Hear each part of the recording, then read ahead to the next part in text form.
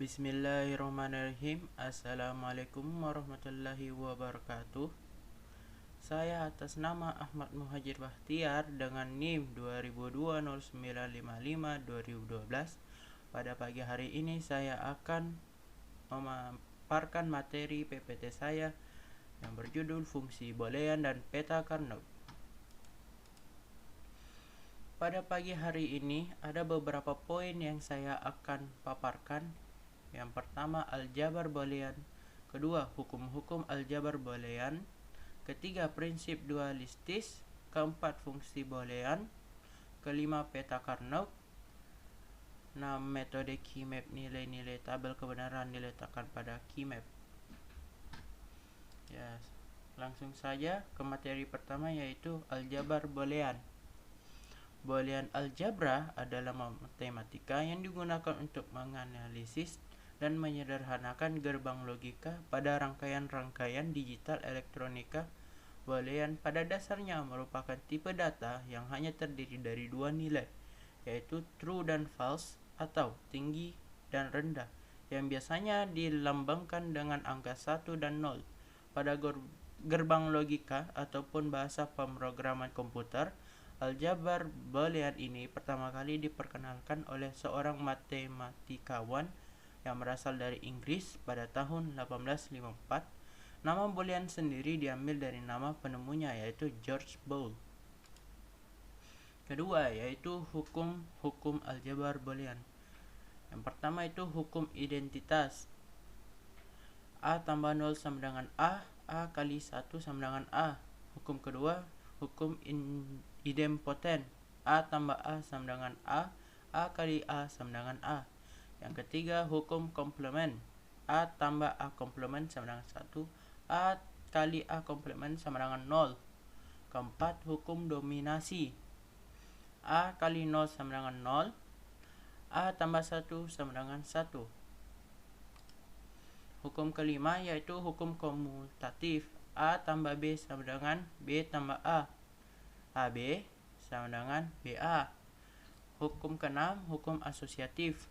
A tambah dalam kurung BC sama dengan dalam kurung AB tambah C. Atau A dalam kurung BC sama dengan dalam kurung AB C. Ketujuh, hukum distributif, yaitu A tambah dalam kurung BC sama dengan dalam kurung A tambah B dalam kurung A tambah C. Hukum kedelapan, hukum De Morgan. A dalam kurung B komplement sama dengan A komplement B komplement. AB komplement sama dengan A komplement tambah B komplement. Hukum 0, 1. 0 komplement sama dengan 1. 1 komplement sama dengan 0. Prinsip dualistis. Jika S adalah sebuah identitas yang berlaku pada aljabar boolean, maka dual dari S ditulis S aksen. Juga berlaku. S aksen diperoleh dengan cara mengganti dengan plus dengan 0 dengan 1 dengan 0 memperhatikan hukum-hukum aljabar boolean. Jika perhatikan identitas 2 adalah dual dari identitas 1. Materi selanjutnya itu fungsi boolean. Fungsi boolean disebut juga fungsi biner, adalah pemetaan dari Bn ke B melalui ekspresi boolean jika menuliskan sebagai Fbn B, yang dalam hal ini Bn adalah himpunan yang beranggota pasang turut ganda n ordered n tuple di dalam daerah asal B.